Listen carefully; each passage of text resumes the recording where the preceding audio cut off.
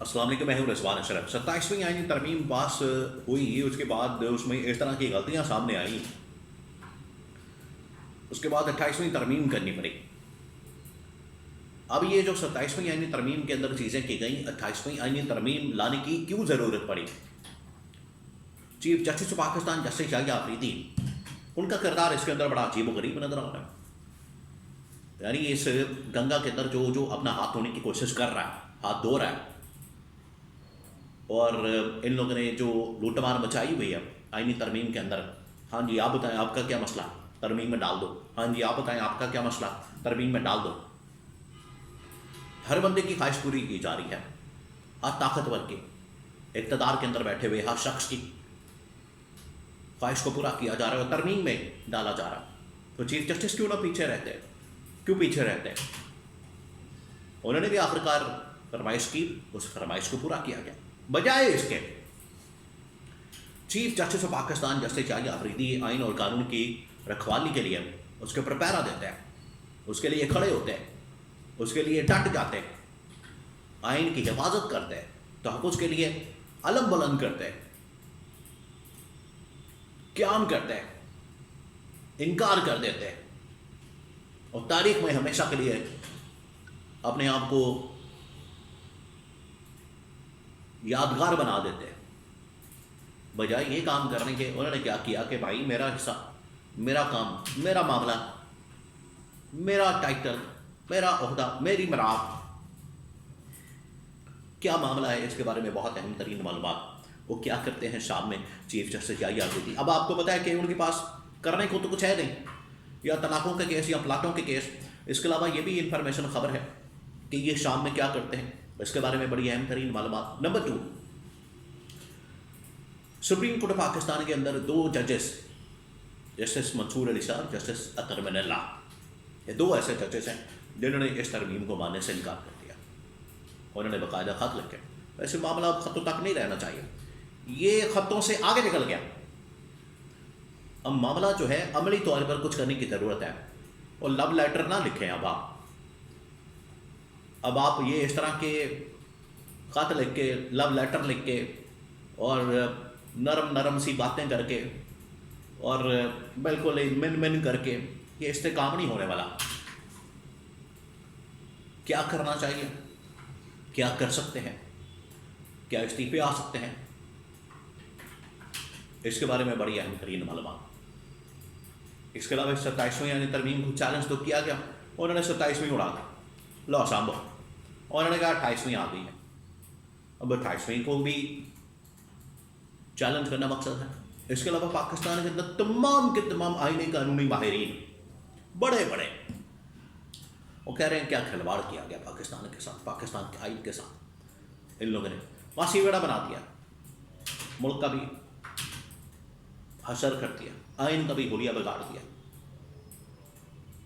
तो ये तमाम जो डेवलपमेंट्स हो रही हैं बड़ी अहम तरीन है। 3-4 खबरें एक एक करके मैं आपके साथ शेयर। सबसे पहले तो आ जाइए चीफ जस्टिस पर, ये क्या कर रहे हैं आजकल।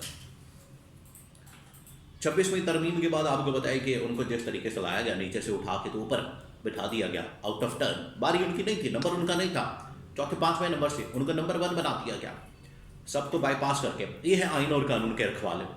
बजाय इनकार करते, आइन के साथ खड़े होते, आइन की बात करते, उन्होंने कहा कि सानू तो लाओ, सानू तो फड़ाओ, ओहदे मरात, प्रोटोकॉल, गाड़ियाँ, रिहाइशें, बंगले,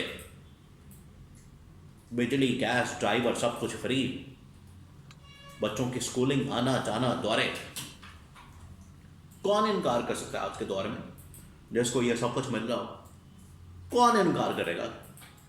कौन इस तरह इनकार कर सकता है?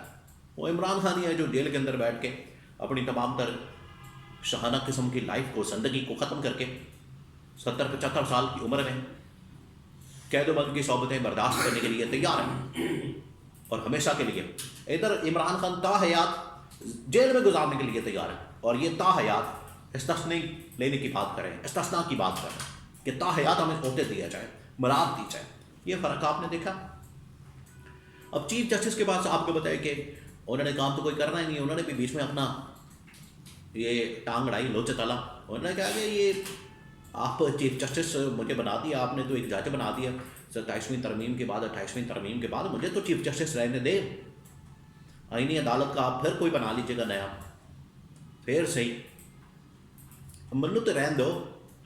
تو اس نے بیچ میں سے اپنا کانٹا سیٹ کیا، اپنا سیدھا کیا الو، اور کہا کہ مجھے چیف جسٹس کو پاکستان ہی رہنے دیا جائے، کیونکہ انہوں نے بیچ میں سے پاکستان کا لفظ نکال دیا، ان کو چیف جسٹس سپریم کورٹ بنا دیا، اور فیڈرل کورٹ کو اس کا جو سربراہ اس کو چیف جسٹس پاکستان بنا دیا. اس کی وجہ سے یا آفریدی نے کہا کہ نہیں، آپ پہ آ جائے، میں استعفیٰ دے کے چلا جائے، اس طرح کی دھمکی دی کہ میں استعفیٰ دے. تو یہ سب کچھ کیا جائے، پھر ترمیم کر کے ان کے نام کے ساتھ چیف جسٹس آف پاکستان اتنی دیر تک جب تک یہ رہے گے 2 سال 2.5 سال جتنا بھی عرصہ ہے 1.5 سال، اس کے بعد جو بھی فیڈرل کورٹ کا ہوگا چیف جسٹس اس کو چیف جسٹس آف پاکستان بنا دیا جائے گا. اور کرتے کیا یہ رات کو اکیلے پولو کھیلتے ہیں، آپ ذرا اندازہ کریں،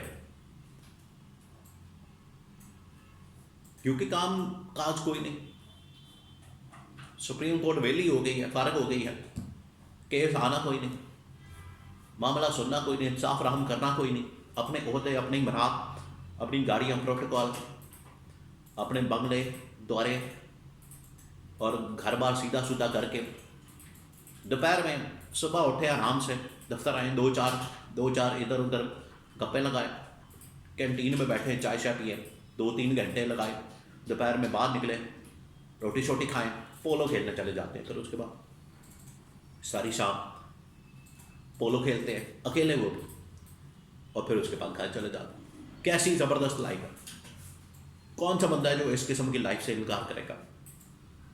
کوئی نہیں کرے گا.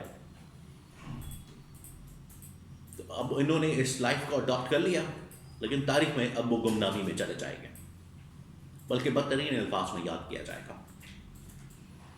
2 ججز ایسے ہیں جنہوں نے اس ترمیم کے مخالفت کی، خط لکھے، لو لیٹر لکھے چیف جسٹس کو.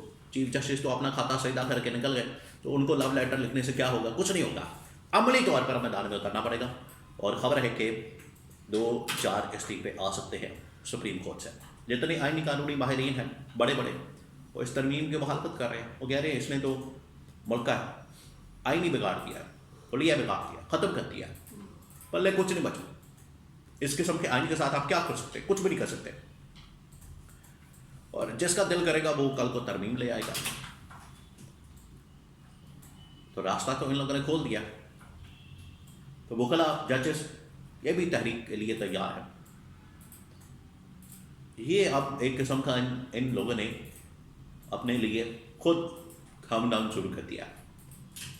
اور عمران خان کا لوگ عمران خان کی تحریک کا، حقیقی آزادی کا اور اس کی جدوجہد کا ساتھ دینے کے لیے، حمایت کرنے کے لیے تیار ہے.